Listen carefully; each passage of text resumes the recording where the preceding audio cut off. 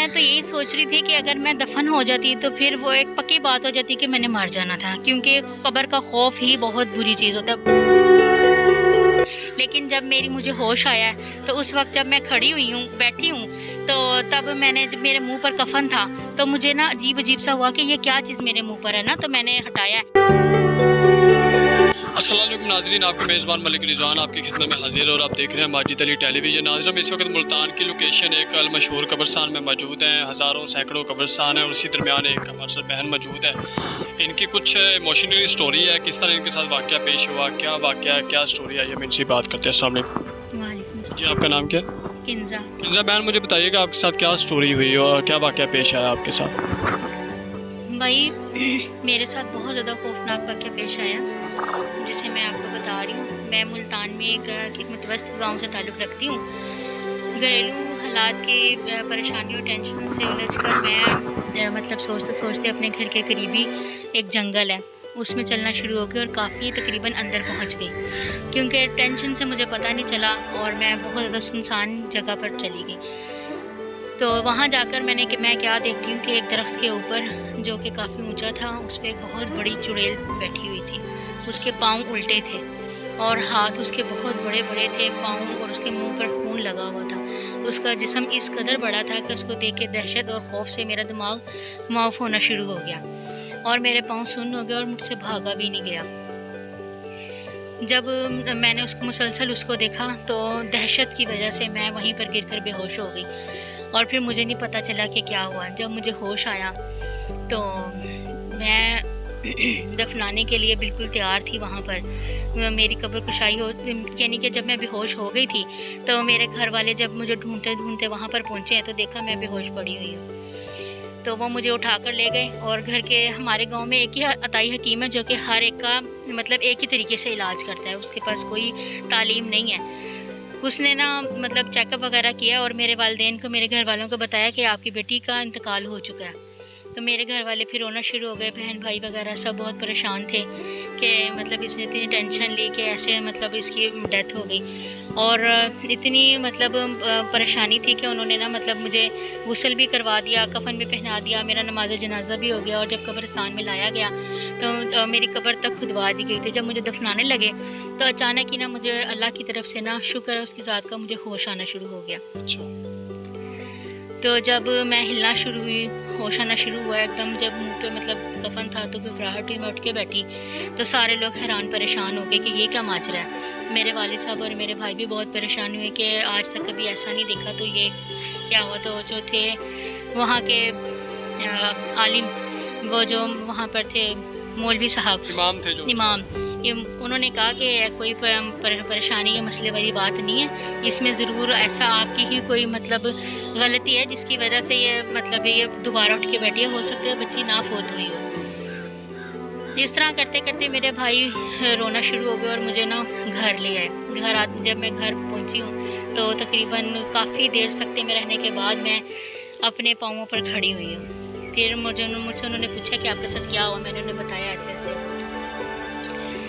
अच्छा, मुझे बताइएगा कि आपको दफनाने लगे थे तो अचानक आप उठकर बैठ गई, और क्या रिएक्शन साहब आम थी जो यहाँ पर दफनाने वाले थे, गोरकन थे, उनका क्या रिएक्शन आ रहा था, वो क्या देख रहे थे? जी, उनमें से कुछ लोग तो थे जो कि भाग गए मुझे देखकर, उन्होंने डर के भाग गए।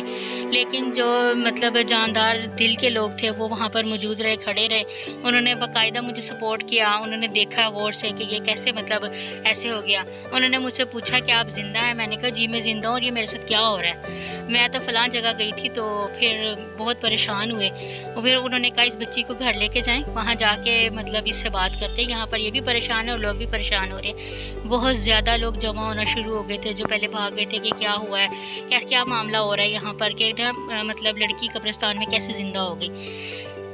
इस तरह जब मैं घर गई तो घर जाके फिर मेरी वालदा को मैंने देखा, मैं उनसे गले लगकर बहुत रोई, अपनी बहनों से गले लगकर बहुत रोई। फिर उन्होंने मेरे से पूछा ऐसा क्या हुआ था, तो फिर उन्होंने कहा कि हमने तो सिर्फ हकीम को मतलब दिखाया था जो हमारे यहाँ पर मौजूद हैं। तो लेकिन मुझे गम और दुख इस चीज़ का है कि काश हमारे भी गाँव में कोई अच्छा अस्पताल होता या हकीम होता या डॉक्टर वगैरह कोई होता जो कम से कम ये तो देख सकता कि ये ज़िंदा है या मुर्दा है। वो इतना जाहिल हकीम था कि उसको इतना भी पता नहीं चला, वो इतना भी मालूम नहीं कर सका कि इसकी नब्ज़ चल रही है या इसका दिल हरकत में है। उसने मुझे मुर्दा करार दिया और उसकी वजह से मतलब मैं मौत के मुंह का शिकार हो जाती। लेकिन अल्लाह की ज़ात का लाख शुक्र है कि मैं आज ज़िंदा हूँ। अल्लाह पाक ने मुझे टाइम पर मतलब मेरी आंखें खोल दी, मुझे होश आ गया। अच्छा, मुझे बताओ कि अगर फ़र्ज़ करें आपका जनाजा भी हो गया था, आपको गुस्ल भी दे दिया था, आपको उठा भी लिया था, आपकी दुआ भी हो चुकी थी और मतलब कि आपका जो एंड थी वो यही थी कि आपको दफनाने लगे, तो कैसे मतलब आपको लगा कि मुझे ये दफनाने लगे? और फ़र्ज़ करो आपको वो दफना देते, आपके ऊपर मिट्टी डाल देते, तो हमें नहीं पता कि अल्लाह का क्या अज़ाब था या क्या रहमत आप पर आनी थी। लेकिन आप क्या फ्यूचर में अब क्या सोच रही है, अभी इस वक्त क्या सोच रही है? जब मरकर ज़िंदा हुई तब क्या सोच रही है मेरे साथ क्या होना था अगर मैं ज़िंदा दफन हो जाती, तो क्या वाक़या आप अपने दिल में ला रही हैं? मैं तो यही सोच रही थी कि अगर मैं दफन हो जाती तो फिर वो एक पक्की बात हो जाती कि मैंने मर जाना था, क्योंकि कब्र का खौफ ही बहुत बुरी चीज़ होता है। बहुत मौत का खौफ बहुत बुरी चीज़ होता है। वो आपको पता है कि फिर कब्र में उतर जाती तो मैं मर जाती। लेकिन जब मुझे होश आया तो उस वक्त जब मैं खड़ी हुई हूँ, बैठी हूँ, तो तब मैंने जब मेरे मुंह पर कफन था तो मुझे ना अजीब अजीब सा हुआ कि ये क्या चीज़ मेरे मुंह पर है ना, तो मैंने हटाया। तो जब मैंने हाथ पाँव मारे हैं तो उन्होंने मतलब खोल दिया कफन। तो मैं बहुत ज़्यादा परेशान हुई कि ये मैं यहाँ पर कैसे आ गई, मेरे साथ ये सब क्या हो रहा है। फिर मेरे वालिद साहब ने मेरे सर पे हाथ रखा और मुझे इस तरह मेरे भाइयों ने सपोर्ट किया। कुछ लोग मैंने आपको बताया करके भाग गए थे। तो लेकिन मेरी बहुत दुख से मुझे आपको यह कहना पड़ रहा है कि हमारे गांव में डॉक्टर ना होने की वजह से कोई मतलब सही डॉक्टर ना होने की वजह से मैं आज इस मौत के दहाने पर पहुंच गई। तो काश मेरे वालिदैन मुझे किसी अच्छी जगह किसी अच्छे डॉक्टर से चेक या शहर में ले जाके चेक करवा लेते तो ये सारी सूरत हाल मुतवक्के ना होती। तो लेकिन अब मैं अल्लाह की ज़ात का लाख लाख शुक्र अदा करती हूँ कि उसने मुझे मौत से बचाया और एक नई ज़िंदगी दी। और इस नई ज़िंदगी में इंशाअल्लाह मैं अल्लाह पाक से एक अच्छी ज़िंदगी की और तरीके से गुजारने की ख्वाहिश रखती हूँ। नाज़रीन, ये इनकी स्टोरी है, किस तरह इनके साथ वाक़या पेश हुआ, किस तरह इनकी अल्लाह ने दोबारा इनको ज़िंदगी दी, किस तरह बची। आपने इनकी स्टोरी सुनी है। ये वही कब्रस्तान है जहाँ पर इसका जनाजा हुआ और इसको दफनाने की जो है उम्मीदवार थे लोग, इनको कोशिश कर रहे थे कि उन्हें दफना दिया जाए और वापस चले जाए। लेकिन आपने इनकी स्टोरी सुनी है, किस तरह इनके साथ वाक़या पेश हुआ। जंगल में जाते चुड़ैल भूत हज़रात होते हैं और बड़ी इमोशनल कहानी है, लेकिन बड़ी पावर वाली बात है कि अल्लाह ने इनको दोबारा ज़िंदगी दे दी है और अभी बिल्कुल सेहतयाब हैं। और बहुत सारे ऐसे वाक़यात पेश आते रहते हैं, तो ये भी उनमें शामिल है। फ़िलहाल अज़ान और ये अपने मेज़बान मलिक रिज़वान को इजाज़त दीजिएगा और मिलते हैं नई वीडियो में। अल्लाह हाफ़िज़।